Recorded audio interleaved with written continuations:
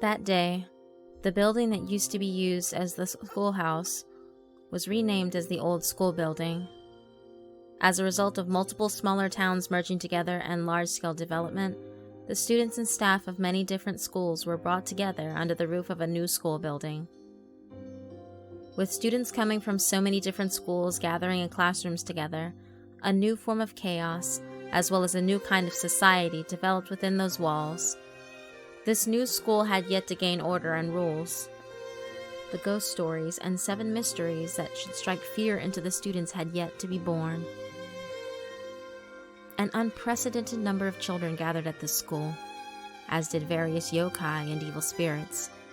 Out of this newly born chaos, countless yokai gathered, trying to establish their territory and make the school their new hunting grounds. Now, the school is being overrun by a myriad of nameless yokai. Of course, there is no reason to expect such ruthless yokai to try to get along with each other. In the interest of increasing their territory in this giant hunting ground, these yokai killed and devoured each other. The school was a melting pot of chaos, not just for new students, but for yokai too. She was one of the monsters born into this school. Her form was that of a Western doll.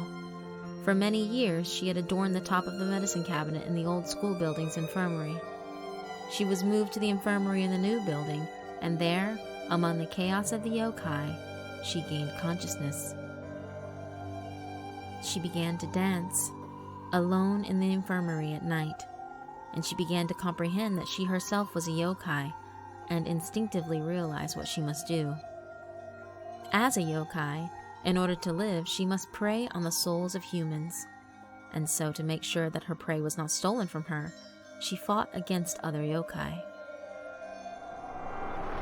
If one tried to monopolize this hunting ground, the monsters would kill each other out of mutual hatred. She, as a newborn, was no exception. If she found a more fearsome monster, she would be killed with no questions asked. In order for her to survive in this monster-infested school, she had to fight.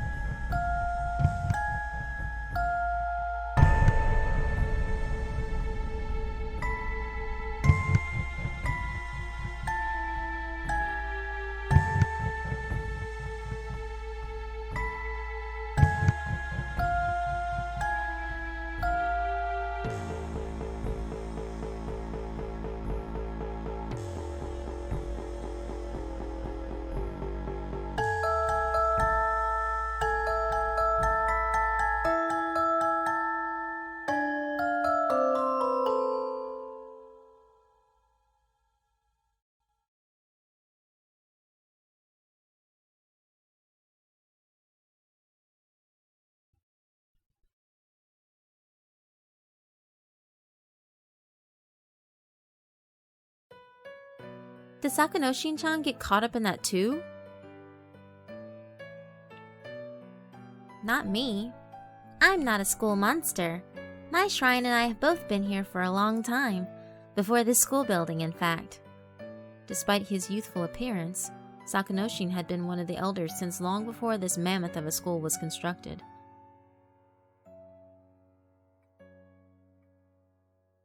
How nostalgic.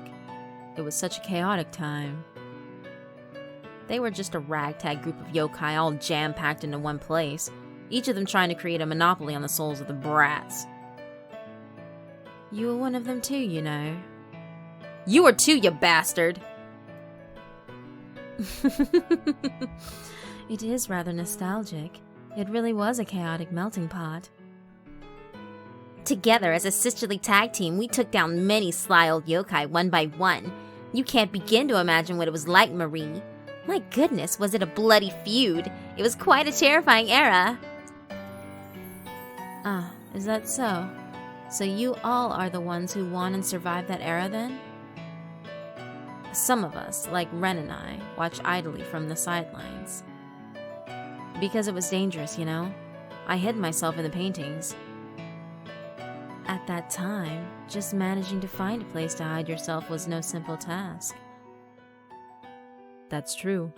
In a sense, it may have been more difficult to survive than just fighting for it. And then, most of the yokai were weeded out, and the hierarchy gradually formed based on the differences in our powers, and the disordered children also regained their composure. Those brats eventually compiled the 7 mysteries of their new school, and that's how our ranking system was established. It really is best for yokai to lie low and hide quietly. I agree. Once you get old, that merciless chaos is something you'll never be able to face again. You should be grateful for how lucky you are, Marie. If you were around back in that era, you would have been eaten up by another yokai in the blink of an eye. So there really was a time like that. I had heard a few stories from Higanbana about a frightening time when it was survival of the fittest for the yokai here. She mentioned a large number of yokai killing and devouring each other, and the ones who survived that era and regained as the school yokai is this group here.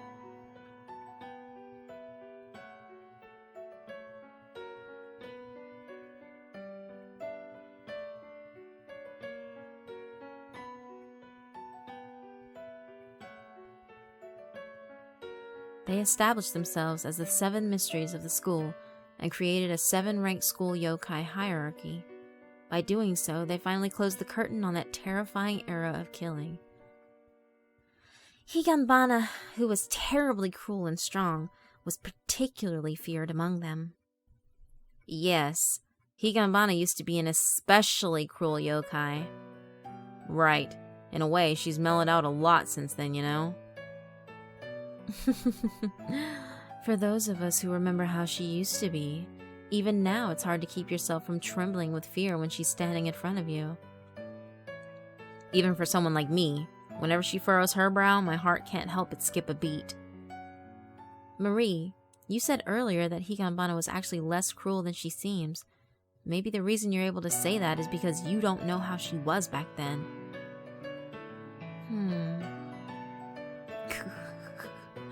Well, it's nothing to worry about. Just like how children grow up and become adults, it's inevitable that as yokai, we too will change with time. Marie's presence might have chilled her out a bit too, you know? Ho ho ho ho, maybe so. Marie-kun, please remain Higanbana's friend for all of our sakes. Yes. The once terrifying Higanbana has changed quite a bit now. Uryu! Even Higanbana's heart can't help but change and grow after meeting new people. In that sense, humans and yokai are alike. All of the school yokai except Higanbana were packed in the principal's office having a tea party. These moon viewing parties required every one of them to attend, but it was rare for this many of the yokai to attend such a frivolous get-together. Despite the fact that they never attended meetings even when told to, somehow this many of them managed to gather for an arbitrary tea party. Apparently, Higanbana wasn't the only one among them who had a dissenting opinion. The rest of the yokai took advantage of her absence and talked amongst themselves about the tale of Higanbana, a subject that Marie was very interested in. Higanbana would always boast about how she was the cruelest yokai of them all, but Marie didn't think she was quite as cruel as she would have everyone believe. Of course, this did not excuse the fact that Higanbana was at times capricious, rebellious, and altogether difficult to deal with. But somewhere down the line, she had calmed down a bit. Eventually, she made friends with Marie, and, at the very least, became a less cold-blooded being who was capable of teasing and laughing with a close friend. Marie was interested in Higanbana, interested in the past where she was truly the personification of cruelty that she claimed she was, and how she became how she is today. Marie was curious as to what it was that caused her to change.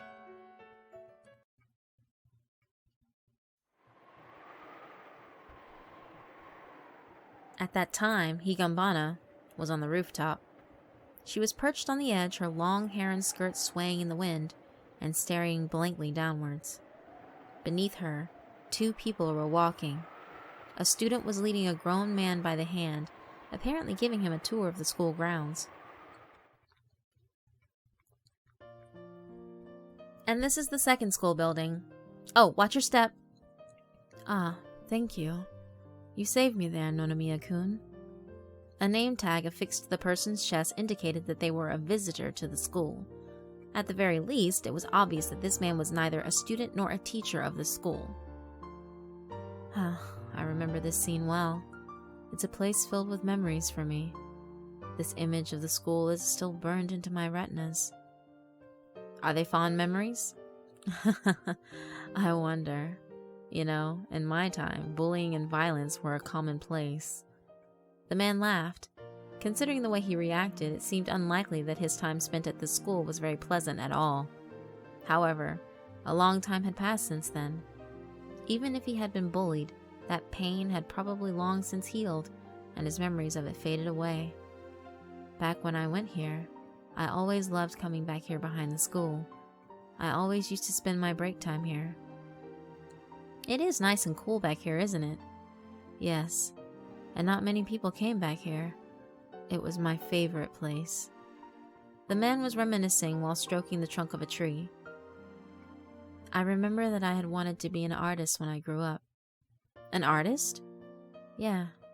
I remember the fun I had recording all my inspirations and emotions in a sketchbook. Every day I'd come here to get away from all the hustle and bustle and sketch whatever caught my eye. It was a story from long ago. A story from when this building had just been built and was still being called the new school building.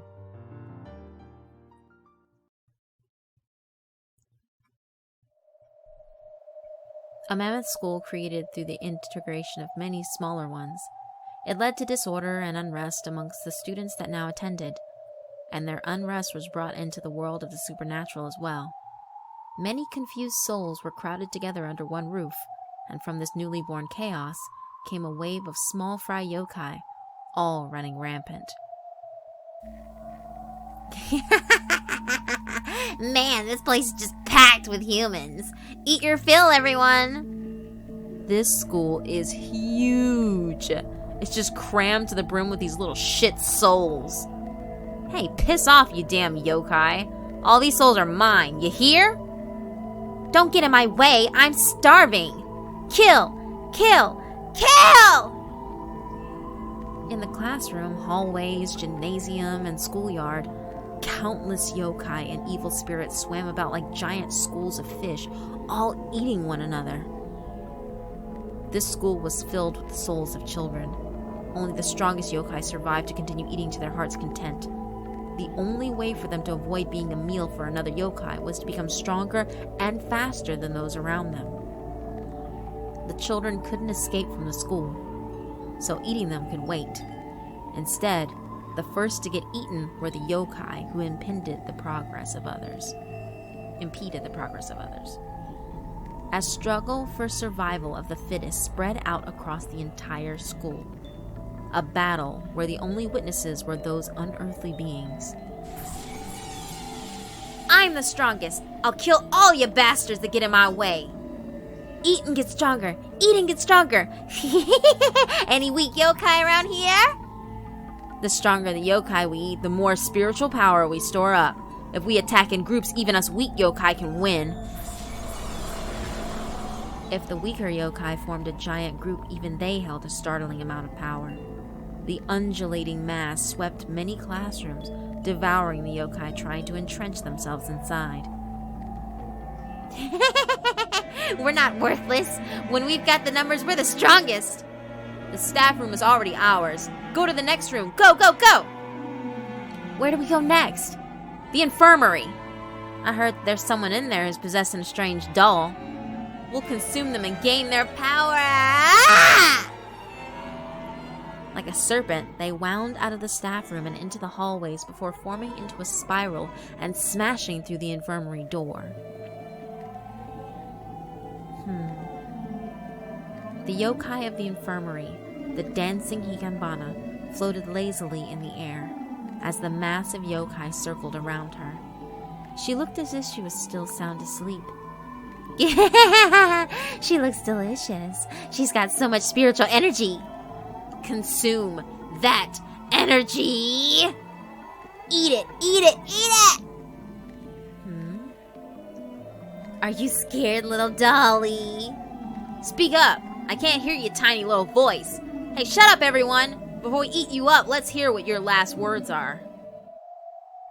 The maelstrom of monsters slowed to a halt and became as still as the eye of a storm. Finally, they were able to hear the words coming out of Higanbana's mouth. Feed me. Her facial expression didn't change. Her gaze was empty and her mind blank. It wasn't quite the expression you'd expect from someone contemplating their own death. The storm of monsters before her fluttered like the leaves of a tree being blown about by a whirlwind. All of you, feed me. The Western doll danced gracefully.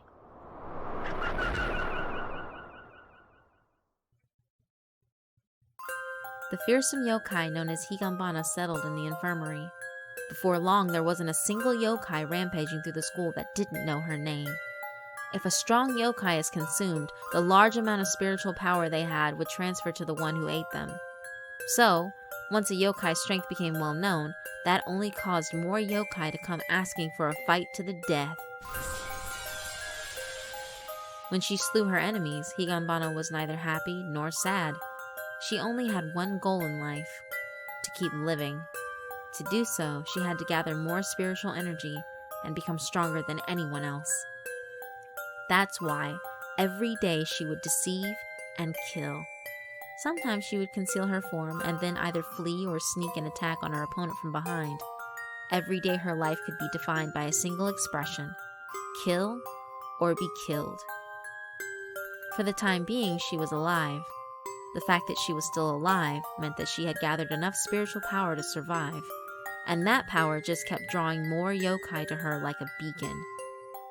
If she ever carelessly allowed herself to be wounded, the weaker yokai would jump on the opportunity and swarm her. But if she gained too much strength, the stronger yokai would consider her too great a prey to overlook and swarm her. Higanbana was not still alive today because she had strength.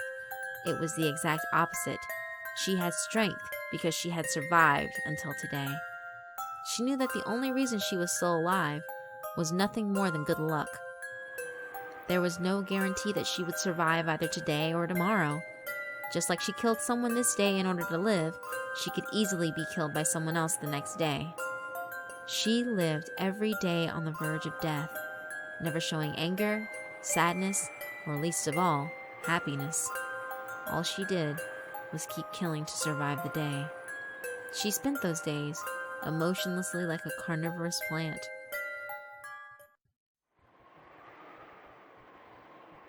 Occasionally there was a lull in the attacks. When that happened, she preferred to visit the rooftop. She let the strong wind blow her long hair as she stood emotionlessly, like a solitary flower.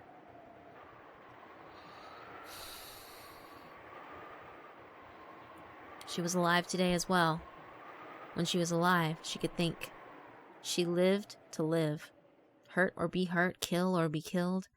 These days repeated endlessly, like a serpent swallowing its own tail.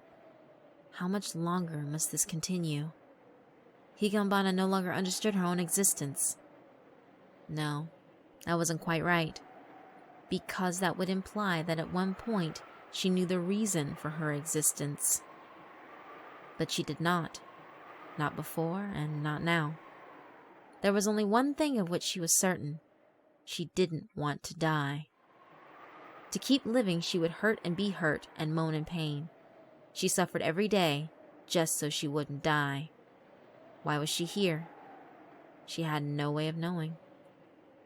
It was silent. This dusk offered a small break from any yokai coming to attack her. She cleared her head and took a short time to relax from the killing. This was perhaps the only way that she ever felt any minuscule amount of joy. Today had been a perilous day. She had been targeted relentlessly by the sisters Azami and Sumire and had almost been killed. She thought that they had been insignificant lesser yokai, but they had been using bullying to eat the souls of so many children that without Higanbana noticing, they had gathered a formidable amount of spiritual power. If she wanted to survive, she had no choice but to become stronger. That was the single path to success in the survival of the fittest world of the supernatural. In order to live, I must hunt. Before today, Higanbana had never hunted the souls of humans. All she had done to gain spirit energy before now was kill and eat the countless yokai that attacked her. However, that was not enough. She had to hunt more actively and gain much more power.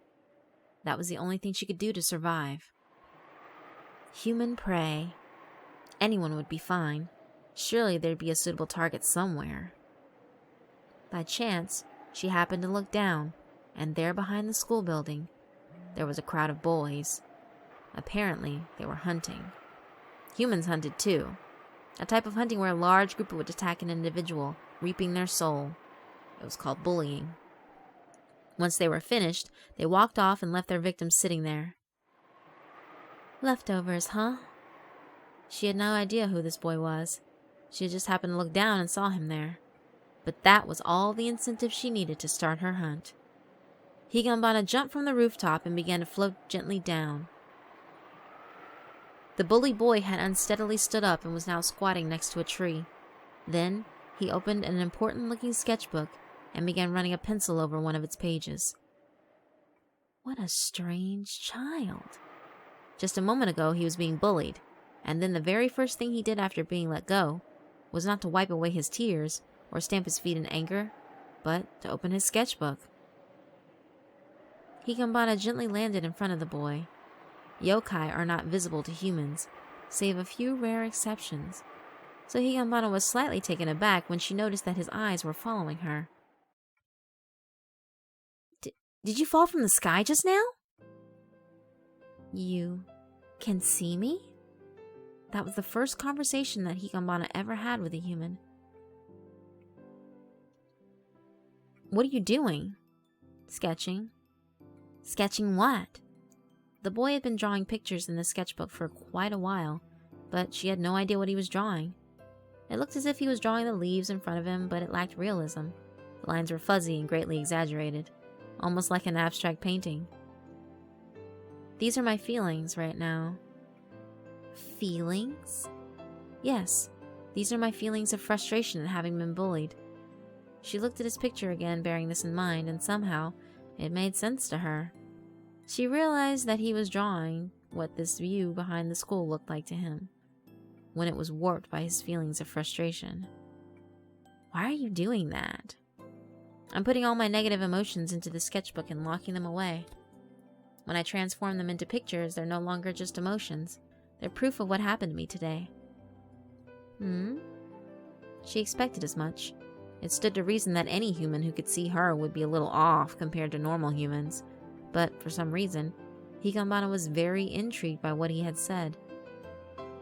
What do you mean by proof of what happened? In a nutshell, it's a record of my life. Like a diary, I guess. Don't things with life continue living just so they don't die? What's the point in making a record of that? Do you mean to say that staying alive is the only point to life? Isn't it? I don't know. That doesn't sound very fun. Not fun. The strange feeling that had tormented her day after day was just summed up in 2 words. That's right. I've never once considered living to have fun. I just lived because I didn't want to die. I never thought that I could obtain something from living. Well, What do you consider to be fun in life? Feelings, emotions. We feel so many of them every day, right? Quite honestly, I enjoy them. I make pictures of them in my sketchbook. Here. Look. The boy flipped through some of the previous pages to show him what he had drawn in the past. Can you tell what I was feeling on this day? The light and lively lines suggest some sort of plentiful emotion. I was very happy on this day. Here, what about this one? Can you tell? These lines were thick and somewhat heavy. They gave a feeling of some sort of failure or regret. This was when I carelessly forgot about something I promised my friend. I felt like I had failed him. Here, what about this one? There were sketches drawn with rich lines that gave off a warm feeling, and there were sketches that reminded her of a desolate, bloodthirsty feeling. Sketches like a flash of lightning, and sketches like budding flowers on a gentle spring day. They were awfully vague for a diary. It would be very hard to guess what had happened on each of these days if you were just looking at the sketches without context. But they did portray emotions. If there was one thing you could gather from his sketches, it was what he was feeling at the time he drew them. So, with each page you turned in his sketchbook, various emotions would jump out of it, like Pandora's box. It was a new and novel wonder to me. Emotions. I understand the concept. It's the color your heart takes on based on what happens around you. Color? Do the days that I spend doing nothing more than living actually have a color? I'm just living. My days aren't fun, I just live to keep living. I doubt they have a color at all. But this sketchbook was filled with emotions. And not just pleasant emotions. There were plenty of unpleasant ones too. All these emotions blended together to create a sort of harmony. Every time he turned a page, I was stunned. Each time a slew of emotions would sing out. Higanbana-san, you're a yokai, right? What kind of emotions do yokai feel during their lives? She couldn't think of an answer. She just lived to live. There was no emotion in that. In other words, when compared to the sketchbook, her own existence wasn't even worth the eraser shavings left over from a mistake. So for the first time, I thought about my pitiful existence. He watched me as I stood there, silently, eyes cast down, and then he started to draw. What are you doing? I'm recording. The surprise that I felt today from meeting a yokai who lives at the school. Look. There, in his sketchbook, was me, standing still in shock, drawn with lines full of surprise. Who are you? Just a human. My name is Shuichi Aramori.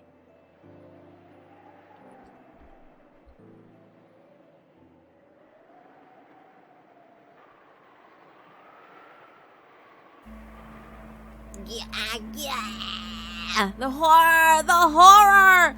Keep away from the infirmary! Keep away! A terrifying yokai is living in there. Her name is the Dancing Higanbana, a cruel yokai if there ever was one. Then she must be packed to the brim with energy. If we consume her, it'll all be ours.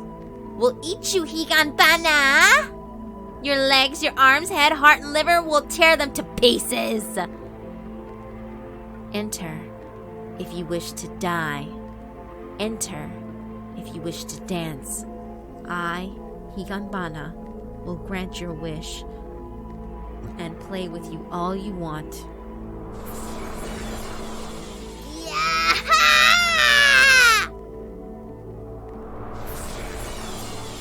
Shredded skin, devoured flesh, spewed blood, removed guts, chewed remains. The lifeless, begrudging bodies of the yokai splattered against the wall, their entrails torn out and blood trickling from them. Though disemboweled, they were not fully dead yet, and they cursed Higanbana with their last anguished moans. As a non-human would see it, the infirmary was filled with grotesque corpses, but even this room splattered with blood and innards didn't look red to Higanbana. It looked like nothing more than a dull and boring gray. Still, maybe the fact that she was able to realize that she was bored meant that she had changed a little. Things like moss and mold aren't aware of boredom. So because she is aware of the tedium of her life, that indicates that Higanbana has grown beyond that sort of existence. Having just covered herself in the blood of evil river and mountain spirits, the rest of the group so small fry would probably leave her alone for a while. Higanbana gracefully ascended to the rooftop and scanned the ground below. Seeing Shuichi's figure, she jumped gently down. She didn't find Shuichi's soul that appealing, but she had a feeling that there was something drawn within that sketchbook of his that could teach her something. That day, Shuichi had been beaten by a group of male students. Because of Shuichi's pacifist tendencies, they would call him a punching bag and slam their fists into him day after day. You were hit quite a bit today, huh? She called out to Shuichi as he lay prone with his face in the ground, and he looked up slowly. Ah, Higanbana-san. Hello. Even though he had just received an awful beating, he greeted her nonchalantly. Of course, he did feel frustrated about having been bullied. However, even that little flicker of emotion was still proof that he'd survived the day. As usual, he opened his precious sketchbook that he had kept safe from the bullies, and began recording his feelings. In order to express the emotions he had from dealing with such unreasonable bullying, this picture was filled with a sense of despair. It was by no means a happy experience for him. But he did this for every emotion he felt, so that if you were to mix the pages of the sketchbooks together, it would look like a multicolored kaleidoscope. Higanbana shrugged her shoulders with both a sense of amazement and respect for his mental and emotional tenacity. How was your day today, Higanbana-san? Like usual. I was attacked by a swarm of ill-tempered small fry yokai. I was bitten, hindered, and cursed. Not one fun thing happened at all today.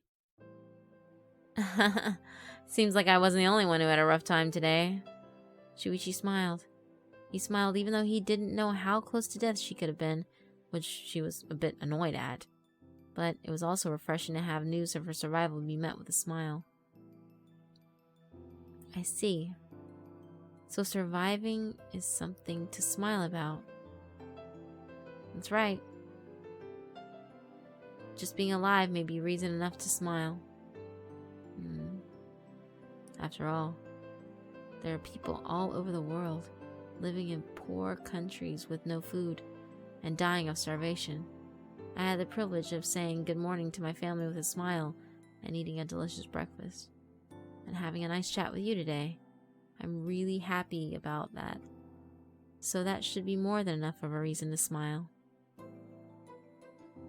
She didn't want to agree with him, but yesterday and today, just by being alive, Shuichi was able to enjoy finding something to stir up emotions within him. And quite frankly, she was envious. Do you not have any of these feelings, Higanbana? Like happiness or sadness? Frustration or anger? Feelings like those? That day, Higanbana finally understood. She herself had no capacity for emotion. That was why she never felt them. Yesterday was like today.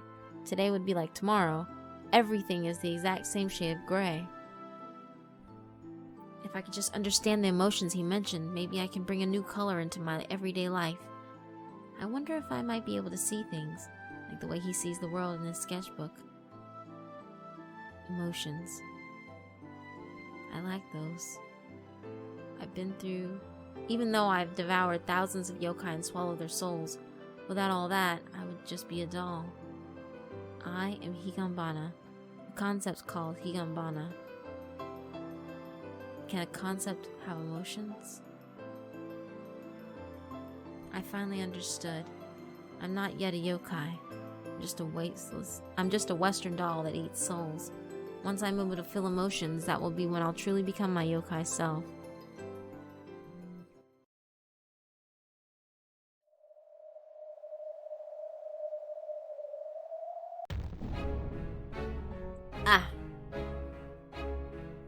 What a strange place to find you, dancing Higanbana. How unlucky. As Higanbana wandered down an odd hallway trying to hide from the swarms of smaller yokai that sought her out, she happened across another yokai, a Shinigami Izanami. He was an aggressive greater yokai that had massive amounts of spiritual energy. The two of them had once had approximately equal levels of strength, and thus they avoided fighting each other. But things had changed recently. Since she had started this vague search for emotions and stopped actively hunting, Izanami had started aggressively pursuing hunts more and more often, causing a rift between their once equal footing. What? Do you want to fight? If she showed fear, she would be eaten immediately. She couldn't afford to show him that her power was inferior. She had to pretend that they were still on the same footing. If she was in the infirmary, her nest was ingrained with her own spiritual energy. She could probably manage to drive him away.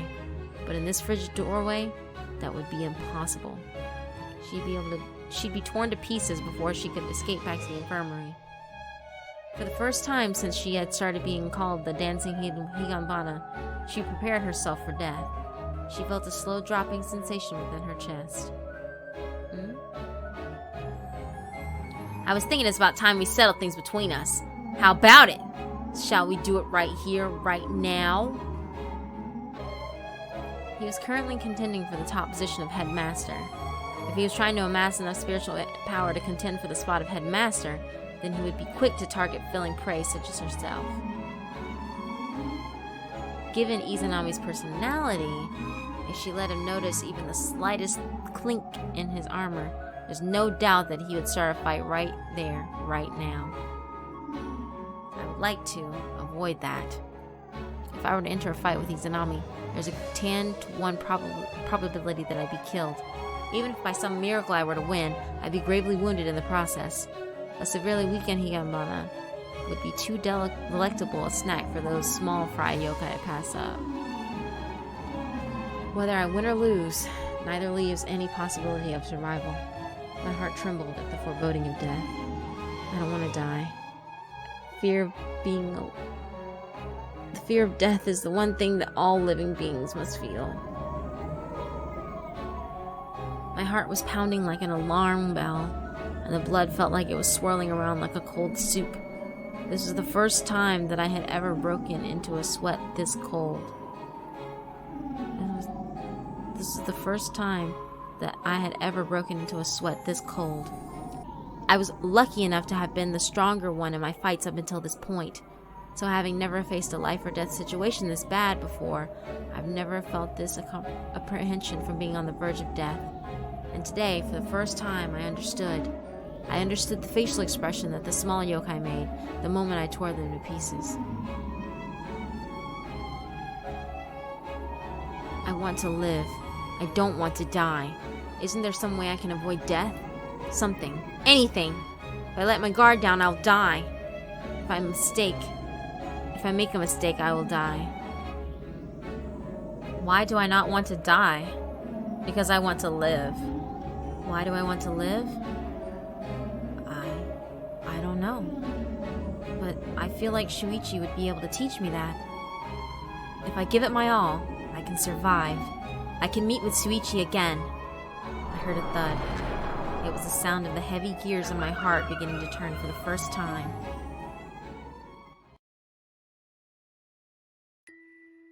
So, did you get away safely?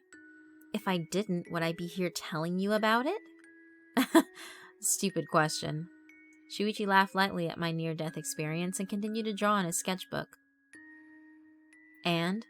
How do you feel right now? Feel? You were able to get away from a great yokai unharmed today. How do you feel about that, Higanbana?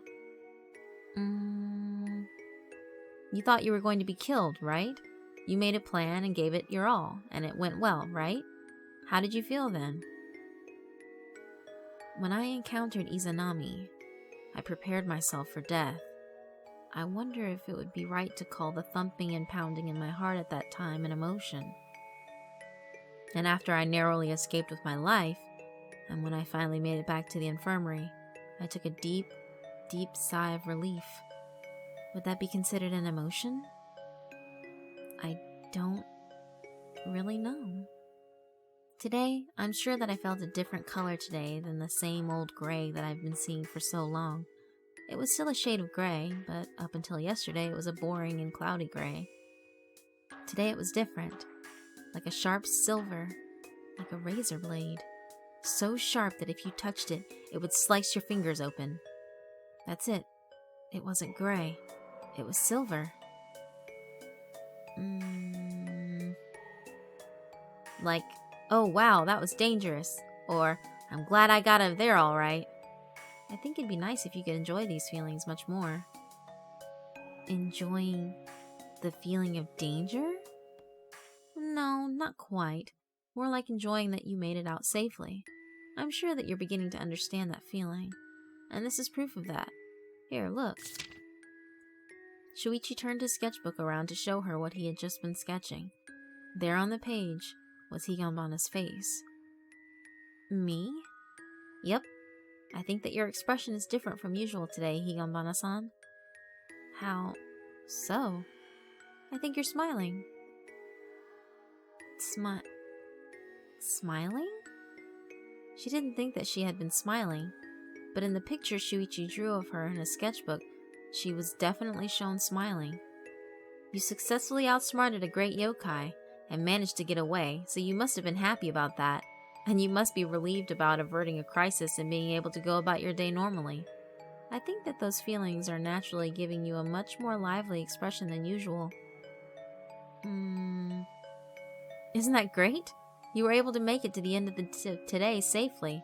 Now that you've overcome hardships, how does the sunset of the day you survived look right now? It looks the same as always, I think. No way. Try looking harder. I'm sure that the colors of this sunset look much more vibrant than yesterday's.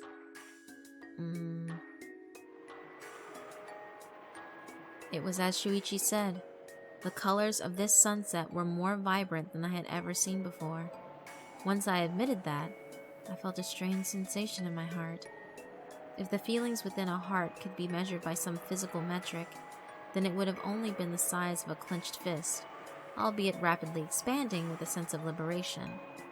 It was a feeling almost like the small confines of my heart were suddenly becoming much, much larger than my entire body. And for the first time, I heard a voice coming from within my heart. You can't be too careful around those smaller yokai. Honestly, I despise them. Nevertheless, today was dangerous. I thought Izanami was going to kill me. But he sure was an idiot, that Izanami, to think that he'd believe that lie I told him. Such an idiot. Lots of things happened, but somehow, I survived today. Somehow. Are these what are called emotions? I don't know. But if I likened my feelings to colors, they were decidedly not gray. Various colors mixed and blended, and though I didn't completely understand, it was undoubtedly a complex hue.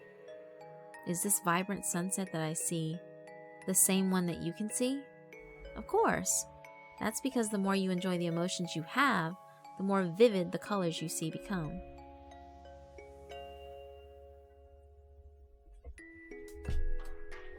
So that's the key to enjoying life? Well, that's the first step, I guess.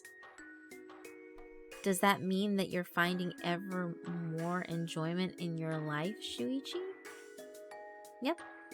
Higanbana, you have finally figured out the happiness of safely surviving a day. I'm a bit beyond that. I enjoy looking forward to the future. The future? When I grow up, I want to become an artist. That's my dream. Dream. I enjoy looking forward to that day, and I really enjoy imagining what it will be like. The more days I spend working towards my dream, the more enjoyment I'm having, and that's when I feel like I'm truly alive. I didn't understand what Shuichi was saying right now, but if I could just figure out how to grasp what he was saying even a little bit, I'm sure that I could figure out how to enjoy life. I had no doubt of that. Right now I'm just trying to survive with all my might, so my head is filled with only thoughts about that. Someday I'll be able to understand. I'm sure I'll be able to grasp it. If I keep spending my days together with Shuichi, I'm sure I'll be able to do it someday. Just then, a voice suddenly called out from behind them. Hey, you're here again? When they turned to look, there stood a trio of boys. Higanbana recognized them. They were the lot that were always persistently bullying Shuichi. You're our punching bag, so don't walk around without permission, Kay? Your job is to take punches from us when we're pissed, got it? Don't try to skimp out on us here. Or were you just out here sulking because we weren't paying attention to you?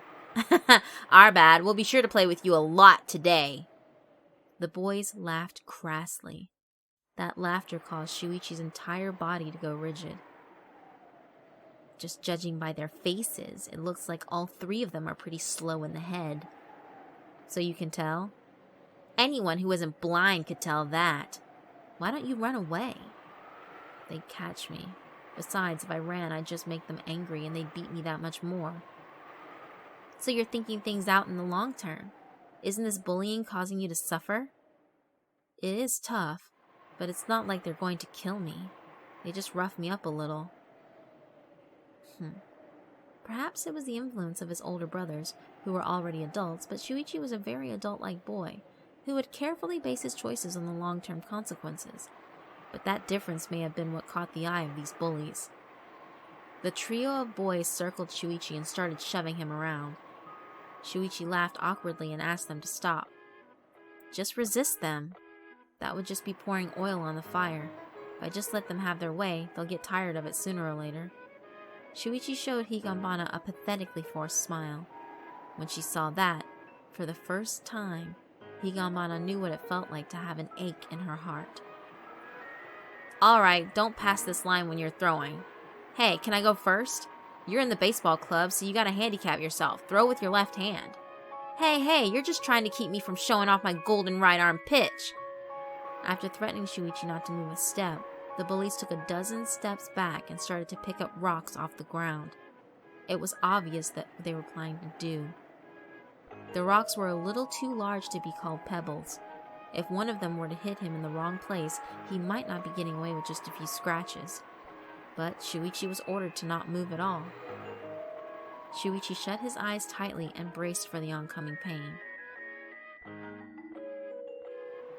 Just as one of the bullies was winding his arm back in preparation for a throw, Higanbana glared intently at the stone he held. And suddenly, the stone slipped out of his hand and flew far above his head. What the? You idiot, what were you aiming? No, I didn't do anything. Hey, how far is that rock gonna go? The stone, which had flown straight up, was now floating still mid-air. There was nothing that could have been holding the rock in the air like that. The bullies just looked up at it, stunned. And then, like a wasp dancing through the sky, the stone started to make figure eights in the sky. Then the stone swooped down like a wasp ready to sting, and the bullies jumped in surprise. With a buzz, it flew towards the boy who had tried to throw it, and aimed directly at his head. Just like where that boy was aiming to hit Shuichi. Watch out! Screaming that, Shuichi threw himself at the boy. He wrapped his arms around the boy and tackled him to the ground. Missing its target, the stone smashed into the ground and broke into tiny pieces. Shuichi? Why? Why did Shuichi protect him? Higanbana couldn't understand. They were his enemies. So then, why? For a short while after they hit the ground, the boy kept his eyes on the pieces of the broken rock in a daze. But then he suddenly came to his senses and realized that Shuichi was still lying on top of him, and the boy pushed him off with all of his might. The boy rattled off insults as he stood up and brushed the dirt off his body and started kicking Shuichi's legs with the tip of his shoes. Shuichi cowered with a grimace on his face. This made my entire body stand on end. Involuntarily, my right arm raised, and my sharp claws grew. I'll tear that mangy soul directly from his body, right here, right now. Just at that moment, Shuichi, still face down in the dirt, spoke in a groan. "Don't do it, Higanbana-san."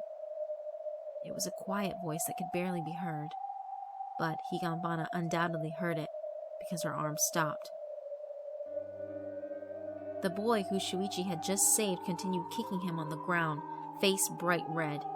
Apparently, he thought that as he was trying to show off with his throw, he ended up throwing a wild pitch that went straight up, and furthermore, he had been frightened as the rock came back down at him. It seemed that this had been something supremely embarrassing for the boy, so he kept kicking Shuichi to gloss over the fact. But the other two bullies weren't so oblivious. No matter how you throw it, there's no way a stone should be able to fly through the air like that. Those two boys were no longer interested in bullying, and instead were chilled to the bone and looking at the pieces of the smashed stone. Hey, let's get out of here. This is kinda creepy. Yeah, let's go. Those were the bullies' honest feelings. After putting in one last kick, the bullies took off, leaving Shuichi crouching on the ground. Why did you protect him? Because if that had hit him, it looked like it would have hurt. But weren't they trying to use that rock to hurt you first? I guess so. Shuichi stood up, dusting off his clothes. Shuichi, why are you always so concerned with the consequences of things? It's not like I really meant to. Those guys may be the same age as you, yet they don't think like you do at all. It's almost like you're not even human. What an awful thing to say. I'm a human, and I'm trying my best to be one. But surely, the way you look at things is different than that boorish lot. Probably, I guess. I understood clearly. Shuichi probably saw things differently than the average human being. That is why he's able to see supernatural beings such as myself, and why he can see a sunset more vibrantly beautiful than anyone else. I feel like you must be able to see things that other humans cannot, Shuichi, and what you see is so beautiful that you can't be bothered by the petty squabbles of your fellow man. In the same way that some people are born with wavelengths closer to the supernatural world, maybe there were some people who were born with something non-human about them. Shuichi could be said to have mystic eyes. With those eyes, he was able to perceive emotions as manifestations of beauty. Because they were so beautiful and vivid, he didn't want to forget how moving they were, so he recorded them in his sketchbook. Those pictures you sketch, they're not abstract art, are they? No, I just draw things as I see them. I realized back when I was in kindergarten, I see a different world than other people. I told my family about it. They were very surprised. My father told me that these eyes must be a gift from the gods, and that I should draw pictures of the world as I see it. Shuichi was aware that his perception of the world unseen by others changed based on the swaying of his emotions, and he remembered how it looked by drawing pictures of them. That way, whenever he looked back through his sketchbook, he could recall the emotions of those times. If he improved his art, then he may be able to share his emotions with others. Back then I wondered, maybe this is my calling. I can see feelings. If I make them into pictures and show them to a lot of people, maybe they can feel them as well.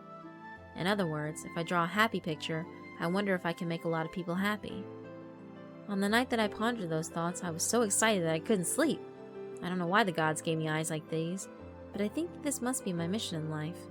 So every day, I'll keep drawing every emotion that I see and keep practicing. I'll repeatedly express my feelings through my pictures, and practice become more skilled. So I vow to never go a day without drawing a picture. A picture of these countless emotions uncategorizable in terms of normal human emotions.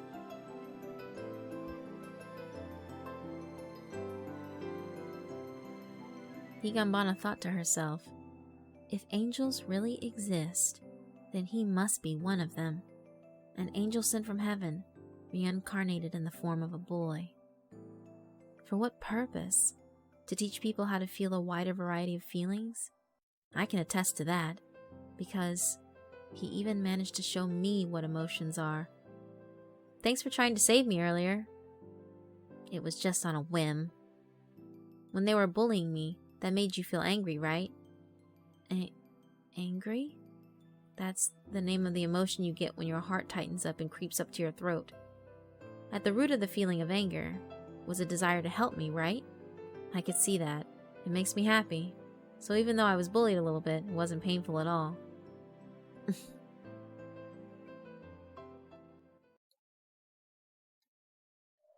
First floor of the school building, the tea ceremony room in the far back.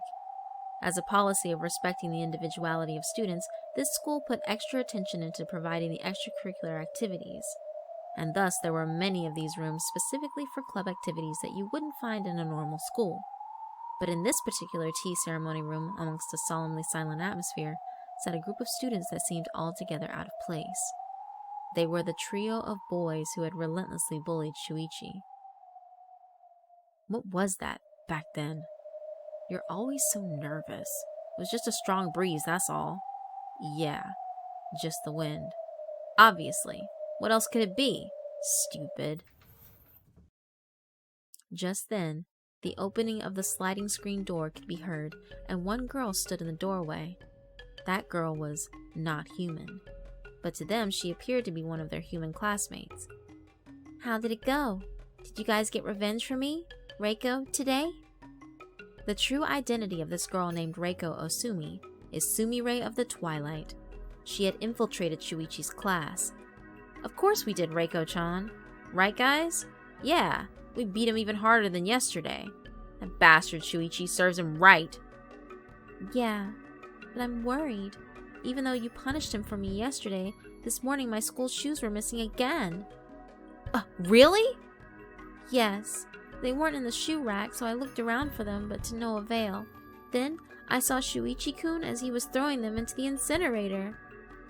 Of course, this was a fabrication on Sumire's part. Sumire was using bullying as a form of hunting. She would use her lies to instigate bullying under the pretext of giving the boys a just cause. Her devil's tears allowed her to do so. Seriously? He did it again? What's more, Shuichi-kun was staring at me all day today during class and gym. It's making me kind of scared. That damn pervert. He hasn't learned anything at all. And then, I want to believe that it wasn't him, but recently my gym clothes and swimsuit and stuff have all gone missing. I'm scared. Acting frightened, Sumire shed her devil's tears. Those tears had the power to give people a taste of what it's like to bully, and even birth new bullies. That bastard Shuichi, I'm never gonna forgive him! It's okay, Reiko-chan. Tomorrow we'll really teach him a lesson. This time we'll beat him to a pulp. I don't care if we kill him while we're at it. Thanks. You guys are the only ones I can depend on. Yeah, leave it to us. That's right. We'll even go so far as to break one of his arms to make sure he never bothers you again, Reiko-chan. I'm scared. If Shuichi-kun finds out that you've been doing all of this for me, he might just bully me even more. Don't worry. Just like before, we'll make sure to keep that a secret from Shuichi and everyone else. Yeah. Doesn't matter if we don't tell him. This isn't bullying, it's divine punishment. Don't you think that if he's picking on you that much, it deserves divine punishment? I think that Shuichi just wants to become a person that understands people's feelings like you guys. Man, Reiko-chan, you're too kind. Most people don't try to sympathize with their bully. That's what makes you so great, Reiko-chan. And that's why we'll protect you. Yeah! Thanks, you guys. Alright, I'll be relying on you tomorrow too then.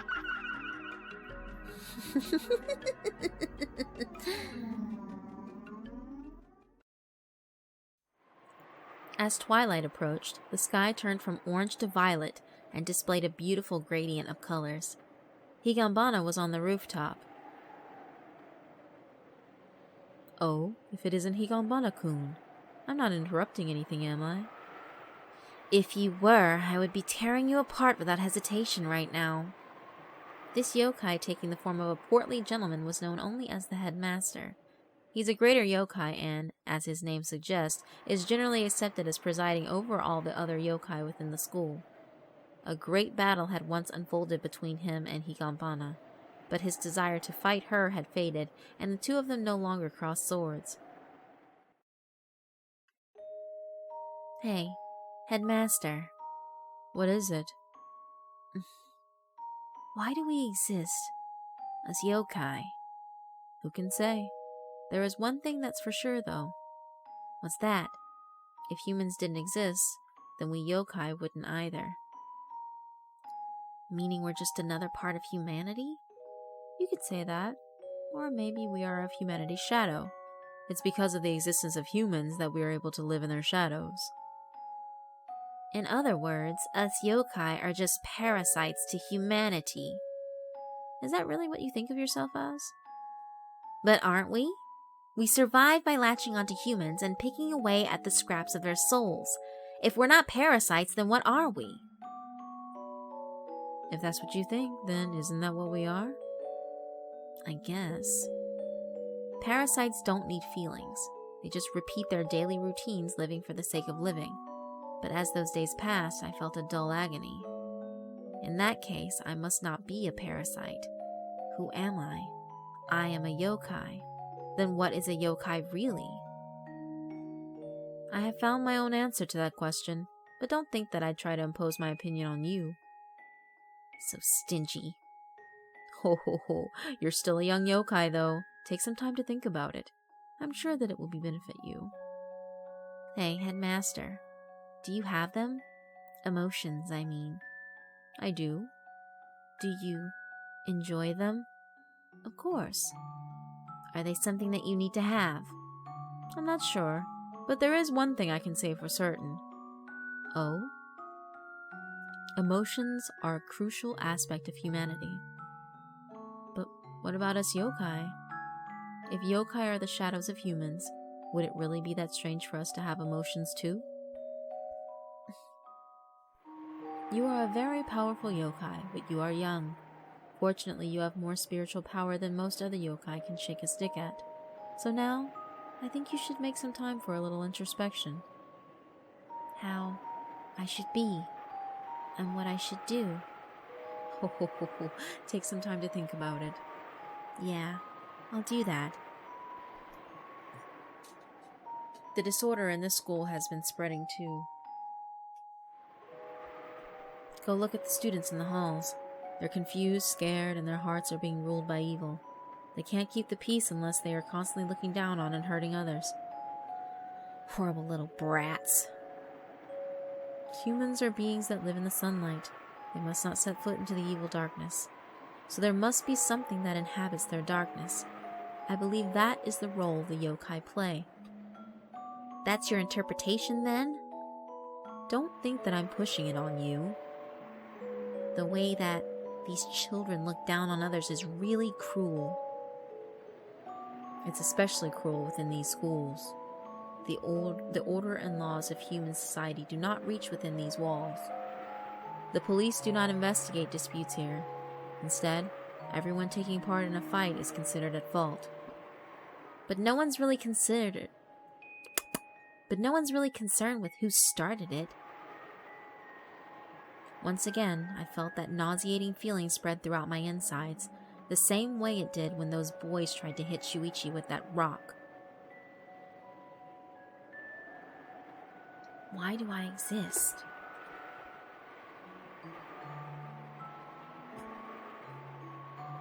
Why should I exist? For some reason, I feel like he's the one who holds the key to that answer. Shuichi. When I'm talking to him, I feel like I can find that key.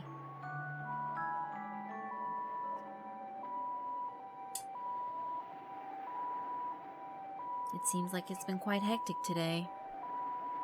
What's that? An ambulance? The characteristic siren stopped outside the school gate. It seems that someone has been injured. Is something the matter? It was fun talking with you, but next time we meet, let's fight to the death. See you. With a hurried farewell, she jumped from the rooftop. She landed gently on the ground and pushed her way through the crowd of people. She had a bad feeling about this. It seems that Shuichi had been found in the gymnastics storeroom in a bizarre condition. At first, the kid that found him thought someone had just been messing around. Why else would Shuichi's head be covered with a paper bag? However, the bag was drenched in blood. Watch it! Stretcher coming through! What's going on? What happened to him? It looks like bullying. Mutter, mutter, mutter. Shuichi! Shuichi! She called out to Shuichi as he was taken away on the stretcher, but he didn't seem to be conscious. and even Higanbana, who was a yokai, was at a loss for words at the gruesome sight of Shuichi's face. She could tell that it was Shuichi because of the clothes he wore, but no one would have been able to tell that by looking at his face. His face was so swollen and blood-stained that she couldn't even make out where his cheeks, nose, or mouth were. Shuichi never put up a fight, so the bullying must have escalated to no end. Bullying? This can't just be called bullying anymore. This wasn't even assault. This was savagery. To humans, this was an inexcusable act. But in this alternative universe known as school, this was regrettably forgiven. School was a sanctuary, and therefore exempt from the laws of the outside world. Teachers here smothered and covered up all signs of bullying. This was the orderless and chaotic world of school. Standing apart from the crowd, a group of 3 students were watching the commotion and giggling. It was the trio that had been bullying Shuichi. What, just an ambulance? A hearse would have been better. Maybe he'll die in the hospital. We brought down the iron hammer of justice upon him. And nobody saw us do it. Even if someone did, we'd just be judged not guilty because of juvenile law. School was a sanctuary. Children were protected here, protected from victimization and from discipline. The laws and common sense of the general public didn't reach here.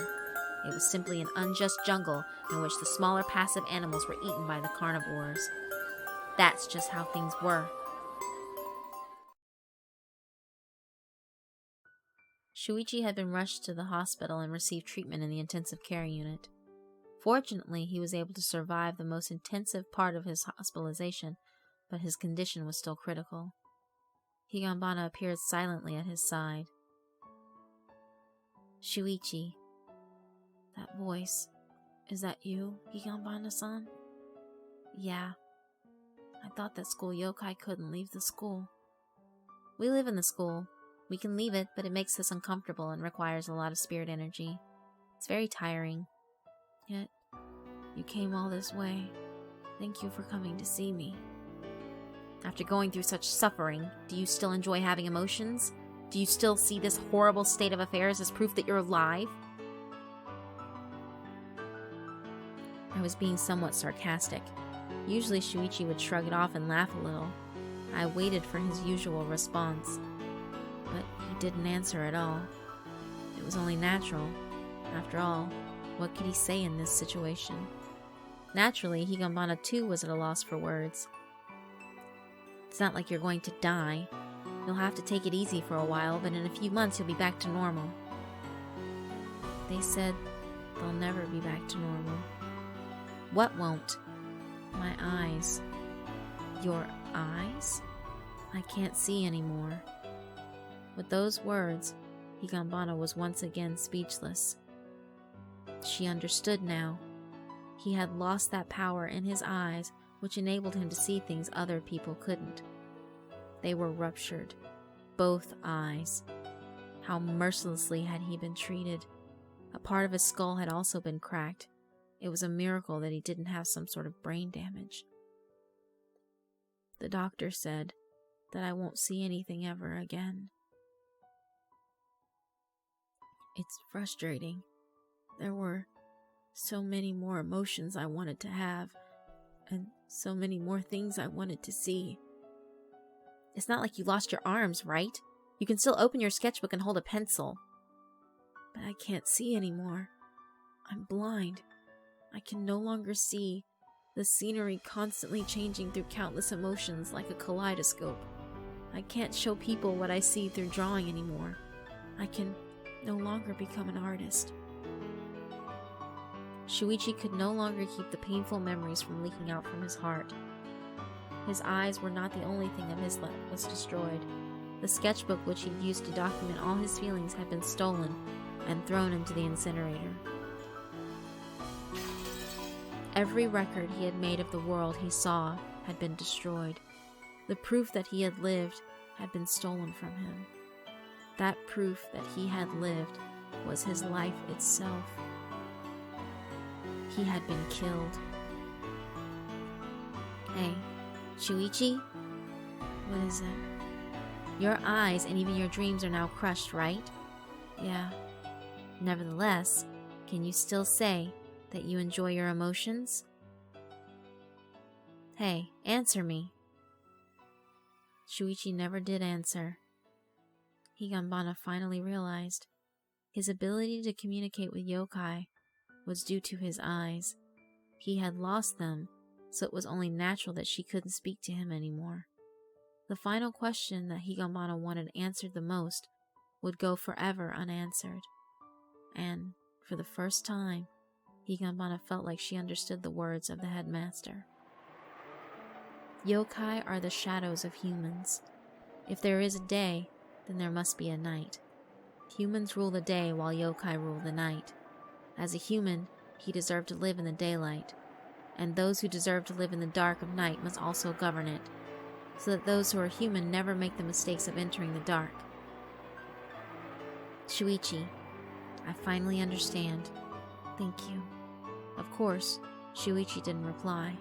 He would never hear nor respond to Higanbana's voice again. Higanbana's figure gently disappeared and departed from the hospital.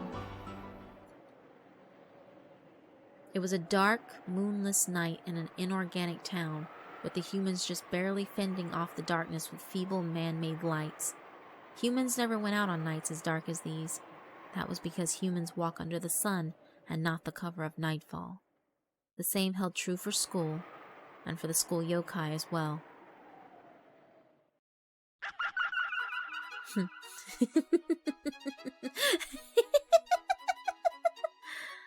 Higanbana laughed. For the very first time, she laughed. She leaped from the telephone pole to telephone pole, galloping towards the school, all the while laughing in a voice no one could hear. I finally understand. Finally. And I owe it all to you, Shuichi. Thanks to you, I can finally understand. I know what I need to do. I know why we yokai exist. Higanbana flew towards the gigantic school on the horizon. Hey, at night, there are no humans at the school. Why is that? It's because at night, we are the ones that rule the school. The school belongs to us at night. No human must ever trespass on our domain. We will judge those foolish enough to invade our sacred night. We will dye the night even darker, because that's the role we play.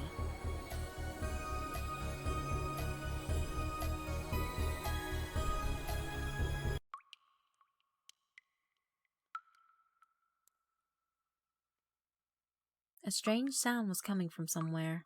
It sounded near and far and right beside his ears. In an attempt to go back to sleep, he turned over in bed. Yes, he had finally gone to sleep, and being woken was irritating. He was one of the 3 boys who had inflicted serious injury on Shuichi. He was still worked up from what had happened in the storeroom today and was having trouble sleeping. Even the boy knew. Normally this would be a crime, but the school is a sanctuary. Nobody can blame him. Teachers, out of fear of being victims of circumstance, would cover everything up. Hopefully he'll die in the hospital. Then the whole matter would blow over unsettled.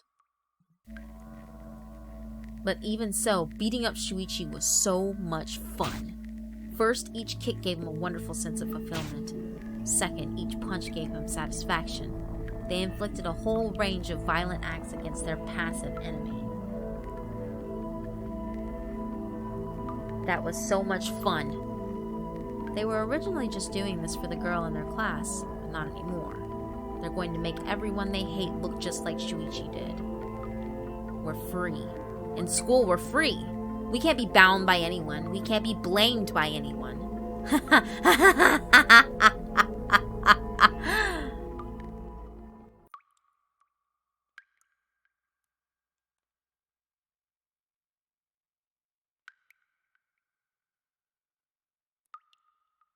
He could still hear that sound. It was grating his ears.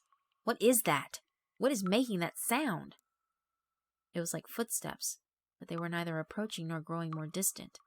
It was almost like someone was pacing around the same place over and over again. When he came to his senses and opened his eyes to try and ascertain the cause of the sound, something immediately felt very wrong. What the? I can't move my body. Even though he could open his eyes, it was as though his whole body had been bound by chains, and he couldn't move an inch. And that wasn't all. The ceiling was different. Where is this place? This isn't my room or my bed. Now that he thought about it, his futon was too hard. It wasn't the same bed that he crawled into every night. Where is this? What the? Are you awake? With that voice, someone entered the boy's field of vision, a figure peering down on him as he lay on the bed. It looked like a pretty girl with beautifully long black hair. Her chillingly white skin contrasted with her jet black hair. Her red lips shone alluringly. She was so beautiful it was captivating. Where am I? This is my nest. Nest? I wonder if you've never been to the infirmary before. That's right. I guess just because you hurt others doesn't mean you get hurt yourself. Little by little, he could begin to smell the stench of dust and medicinal chemicals as they stabbed at his nostrils. What was the meaning of this? No way. This was probably the bed in the school infirmary. That makes no sense. He was sure that he had gone home, eaten dinner, taken a bath, and crawled into his own bed. So then, why was he here? He could only catch a glimpse of the hallway outside the door, but this was unmistakably the infirmary. Were the windows open? The white curtains were slowly fluttering, like a Halloween ghost. He could feel a breeze, but it was warm and stagnant. But even worse, it felt wet and sticky. He was sure that this was reality, but he felt as if he had been dragged into someone's nightmare. That's right. I invited you. The dancing Higanbana has invited you to her nest because she wants to dance with you. Yes, he was pretty sure he had heard a rumor about an odd Western doll in the infirmary who dances every night. But why was she cursing him? He had never once set foot inside the infirmary. Because you have forgotten to be respectful. Respectful of what? Respectful for the dark of night. You are a being that should live in the light, and yet you set foot into the wickedness of night. The law of the human world may let you off easy, but as a ruler of the night, I won't forgive you so easily. The boy's eyes had gradually gotten used to the dim light, but when they did, he realized that the girl's hair wasn't just beautiful, it was horrifyingly long. Her hair reached down to her feet and then grew off in all directions. It was strung around the room like a spider web. His eyes followed where her hair led and traced it to the neighboring bed. However, there was a curtain between the two beds, so he had no idea what was going on behind it.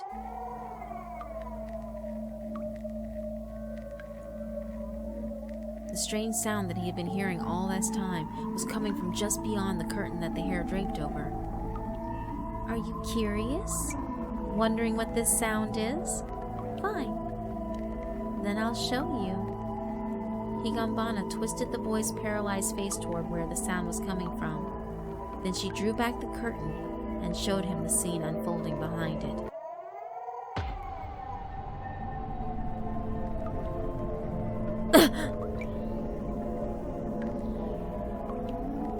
There were his friends. Yes, the boys who had relentlessly bullied Shuichi. But their bodies were far too bizarre. They were hanging above the bed, their limbs strung up by her bundles of hair. They looked like puppets. Their wrists, ankles, and necks were tightly bound. Pit-pat, and they were being forced to dance. They had soulless eyes and were foaming at the mouths, having been reduced to living puppets. The source of the odd tapping sound was now clear. It was the sound of them being forced to dance endlessly. Go ahead. Why don't you dance with them? Don't worry if you've never danced before. I'll teach you how.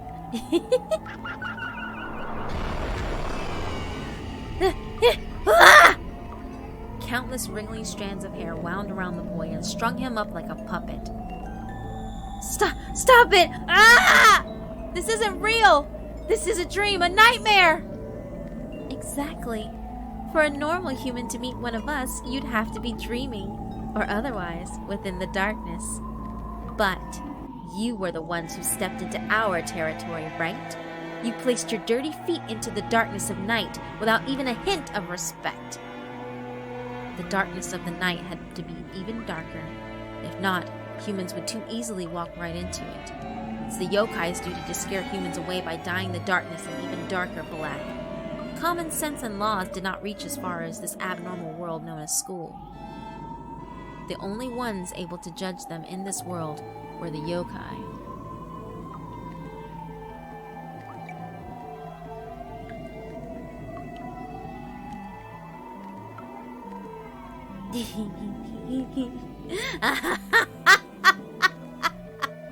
You guys are so bad at dancing. It's strange. When I watch you, I just can't stop laughing.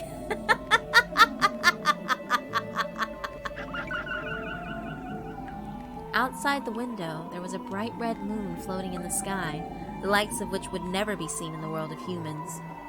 Higanbana turned her eyes upward towards that moon and laughed from the bottom of her heart. Ah, I get it, Shuichi. These are what you call emotions. This is what you call proof of living. Thanks to you, I can finally live.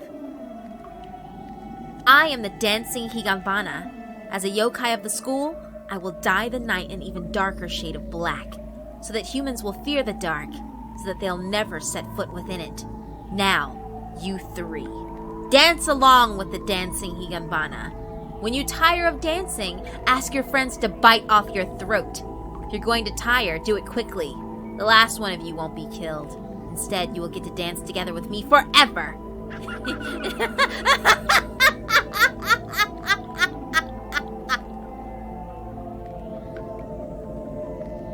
There in the infirmary, bathed in the moon's mystical blood-red light, will forever dance the first victims of the dancing Higanbana.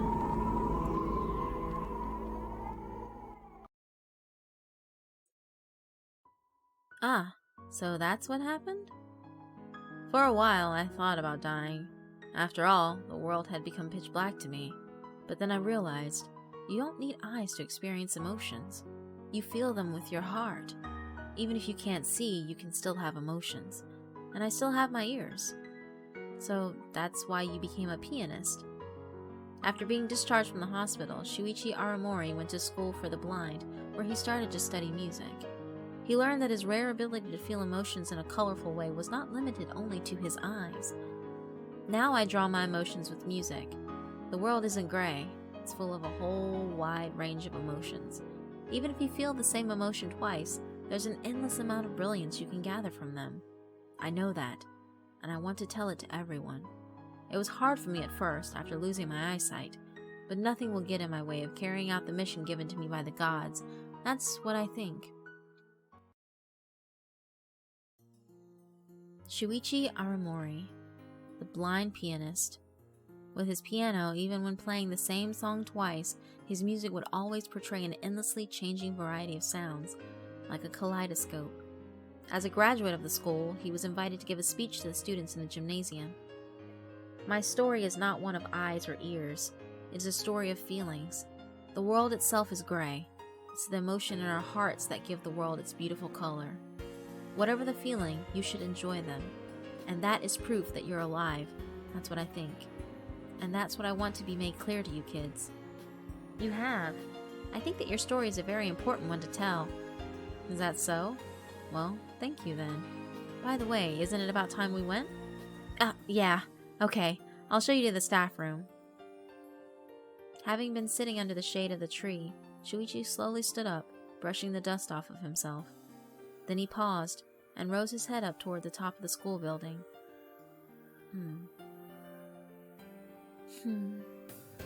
With eyes he should not be able to see out of, he looked up at Higanbana sitting on the railing on the rooftop. It's been a long time. How did things go? Are you enjoying having emotions? Yes, all thanks to you. I see so many fun and interesting things that I'm never bored. Shuichi drew his outstretched hand back and left. Higanbana watched him as he walked away. When the nighttime is darker, the sun glows ever brighter, becomes so much more beautiful. Higanbana gently faded away.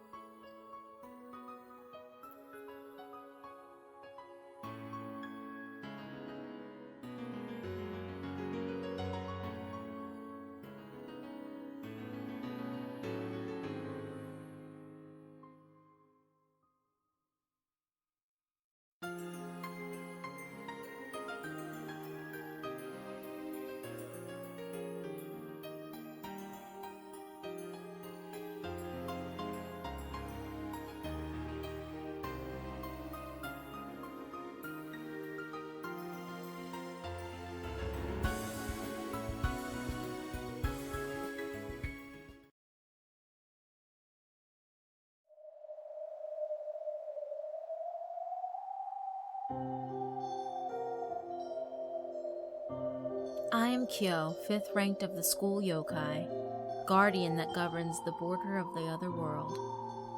Well then, would you like to play with the border between dreams and reality this evening as well? If you are here, then that means that you too float on this boundary between worlds just as I do. That makes us companions. Is that not what people who travel together are called?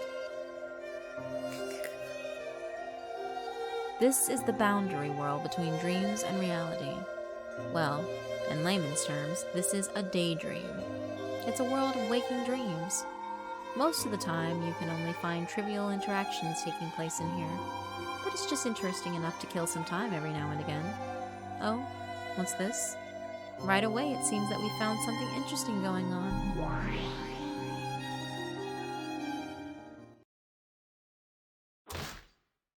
First, let me say this. You're a failure as a teacher.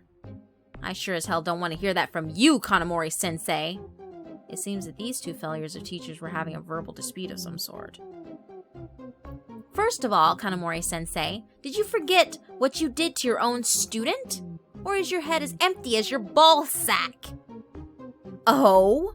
Says the one who has targeted so many little boys? The art teacher who stripped their innocent bodies and drew pictures of them naked?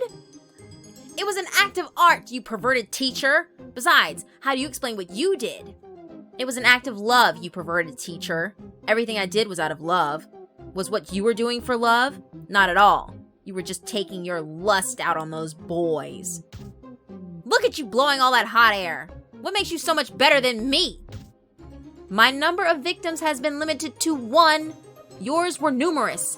Mine was out of love. Yours out of lust. Ugh! Fine, let's have a contest to see which one of us is the real perverted teacher. I couldn't ask for anything more, Shintani-sensei. Alright, how shall we compete? I, Yoshihito Kanamori, despite my appearance, am well versed in both the literary and martial arts. I'm a man who has never known defeat when it comes to love. If you're truly a perverted teacher, then you've probably heard of this one. Parent Perverted Teacher Conferences of Death! No, anything but that! What the hell was all that? Let's leave these crazy, trash-talking teachers alone. Now then, what's over there?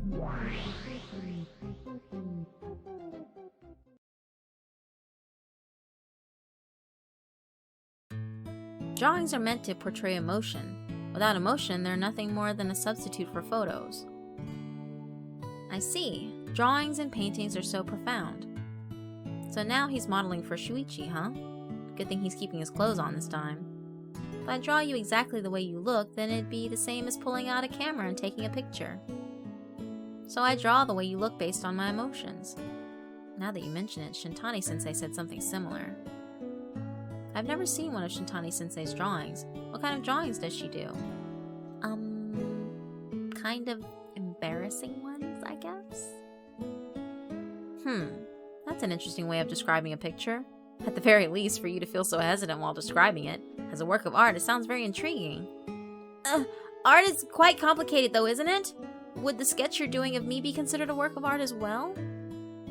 Of course. I'm always drawing so that I can teach people to feel emotions. It's not a picture this time though, I'm drawing a manga. What? Manga? That's amazing! Is it going to be published in Shonen Jump?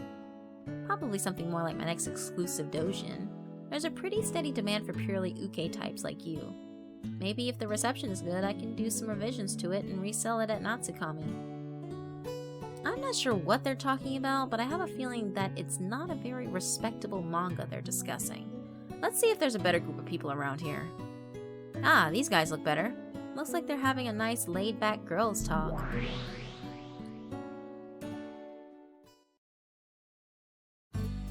Well, sometimes people call that spirit photography, but... What? So most spirits' photos are fake? Doesn't most mean that a portion of them are the real thing? It's true. Spirit photos actually exist. Wow! Then is this strange ball of light in the picture I took a spirit? That's called a spirit orb, sometimes called the orb phenomenon. It's when a spirit gets caught in the picture in the form of a little ball. If you take a picture as grave sites, suicide sites, or haunted areas, they'll appear in large groups. Wow! They're in all the pictures that I take. I wonder if that means that I'm being haunted by a spirit or something. You can't rule out the possibility. If you think you're being haunted, you should try talking to a specialist on the subject. Photos are a great way for spirits to warn you about things. Don't ignore it, definitely look into it. Isn't that just dust on the lens? All cases of spirit photography can be explained as being simple technical issues with the camera. Really? It's not a spirit photograph of something that's been haunting me? No way. There's no way that can happen. Guarantee it as a camera expert. No to Mia-kun, when you start talking about cameras, you act like a little cool. Fwah! Are you making fun of a spirit photography? I'm gonna make sure to stand in all your pictures from here on out. A cameraman and two ghosts talking about spirit photography? That's all sorts of surreal. What's going on over there? Well, if it isn't the one-eyed brat.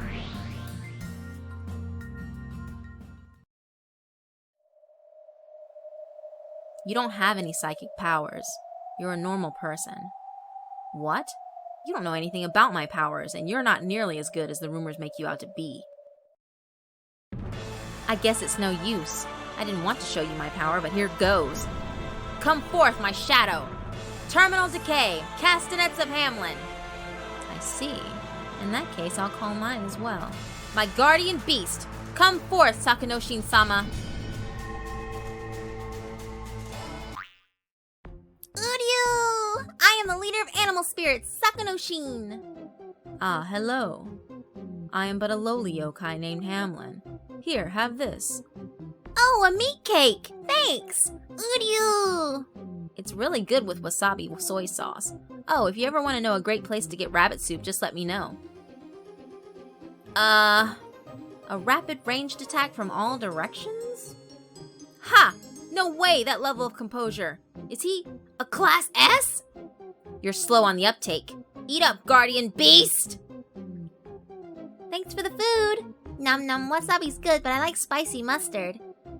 What amazing eating power! I am but a lowly yokai, but please accept my best regards.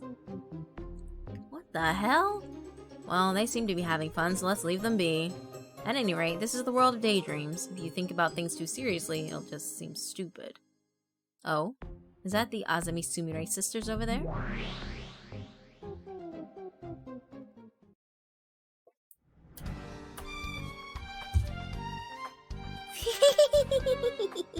You idiot! Bullying will never disappear. That's why we use it for nourishment.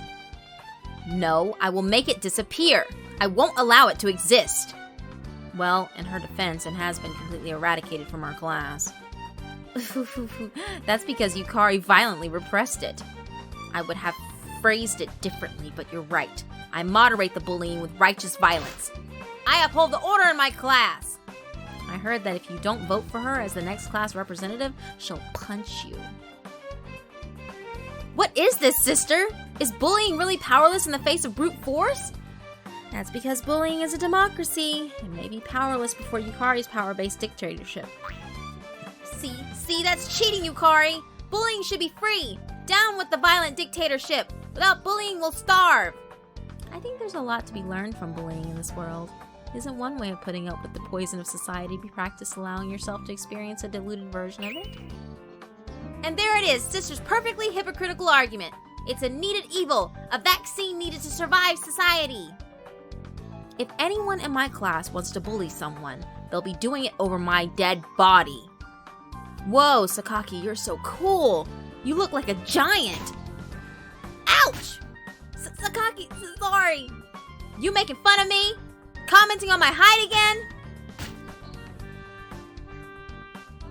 Whose argument are you calling perfectly hypocritical?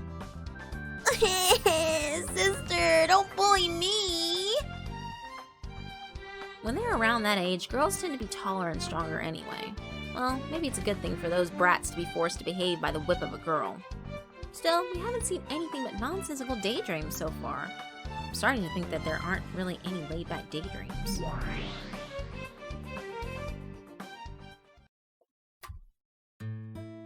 It's so peaceful. So peaceful. It's really nice when the infirmary is this peaceful. It's normally really busy. Everyday kids come in bawling their eyes out over absurd yet laughable injuries. So when it's quiet in the infirmary, that means that no one's getting hurt. That's all the better. Don't things get peaceful for you for some reason, Headmaster? When things are quiet, that means that there are no foolish humans being devoured by yokai. Oh, the younger yokai have been hunting quite enthusiastically lately. You've all been keeping me very busy. It's always something. Someone's always making work for us. Ha! I wish that I could find a nice man. Hey, Renoir-kun, you're a yokai that can go in and out of art, right? Can you pull a really good-looking guy out of some art for me? I can't bring anything out of the artwork, but I might be able to invite you into one. Does artwork only mean paintings and portraits, stuff like that? Can you do it with the art in a book or a manga? I've never tried before, but probably. Woo! 1 sec, I'll be right back. With a roar, the school nurse ran over to her office desk and pulled out the lowest drawer and started pulling out multiple thin books that were hidden in the far back. Are you okay with this, Headmaster? Even teachers need to relax every once in a while.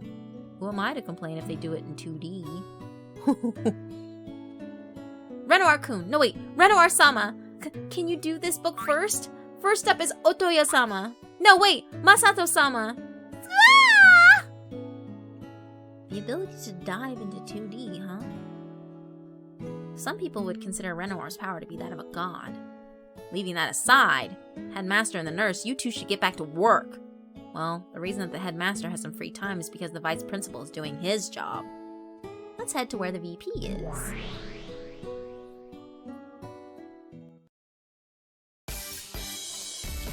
That's not true at all, right, Midori-san?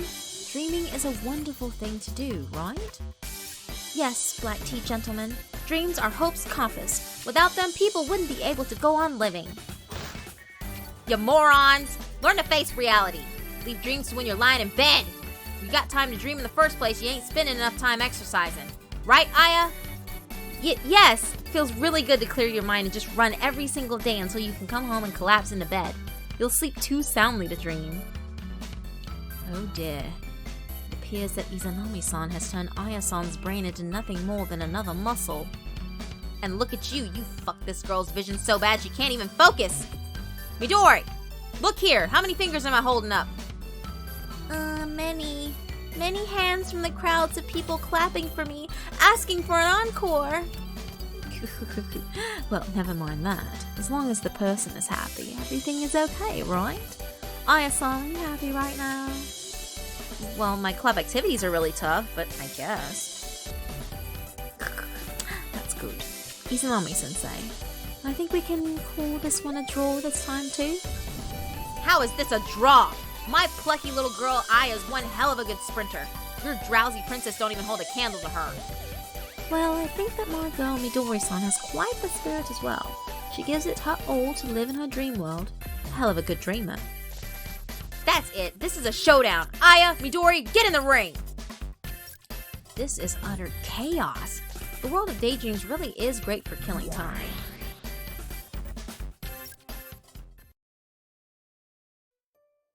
Oh, hello there. If it isn't Kyo-san, we were just about to have some tea if you'd like to join. Oh, thanks for the offer. Don't mind if I do. Now then, Marie, what kind of tea cake will we be having today? Ta-da! Today I found some sugar cookies. But Marie, don't you only have 2? Are you not going to have any? I'll give our guest Kyo-san one, and then you and I will split one, Higanbana-san. Kyo, get out of here! You have 5 seconds! People who treat guests like that don't get to have any snacks. I apologize. Higanbana, you've changed quite a bit recently. Shut up! I don't care if I have to apologize for sugar cookies. By the way, Marie, how are you going to split that one cookie in 2? Huh? I was just going to break it into 2 equal parts. So you say, but in actuality you were planning to break them in uneven parts and take the bigger one. I know your tricks. All right, here's what we'll do. Why don't I choose the opposite of what you don't choose? I don't really get it, but if it's possible for me to profit from it, I've got no problem with that. Okay then, Higanbana-san, would you like to divide it in 2? Of course I would. I'll split them exceptionally unevenly. I'll get the whole cookie that I originally should have had, and Marie will be left licking the sugar at the bottom of the bag. That's awfully mean to do to someone who just brought you a snack. That's because I'm exceptionally cruel. Okay, Marie, I split it into 2. I choose the bigger one. Okay then, I get the bigger one. You can have the smaller one. Huh? Huh?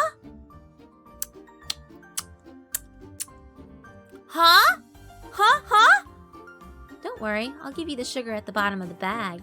Open wide and say, ah! Higanbana has changed pretty significantly. Or maybe this is just another daydream? Oh man, looks like I'm interfering. Marie! How dare you trick me! My sugar cookie! My cookie! Ah!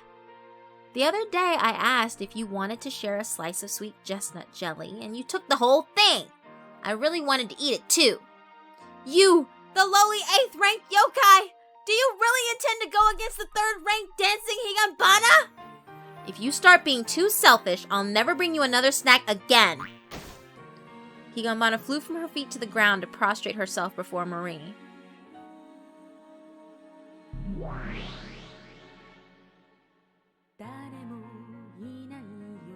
Man, guys at this school sure aren't boring. By the way, it's winter break right now. The school is quiet and empty. I wonder if the opening ceremony for the next term is starting soon. See you later, brats. Let's meet during school hours next time. See you next term.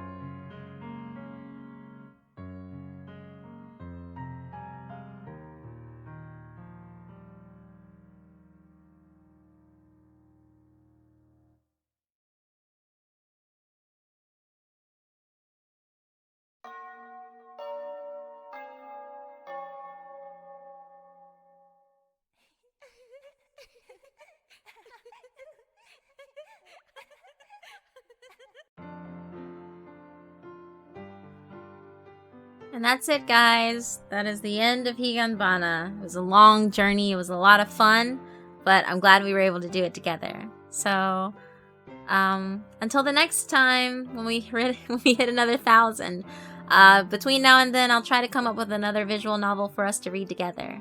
But again, thank you so much for staying with me during this journey. We've been doing this since we hit 6,000 subs. Can you believe it?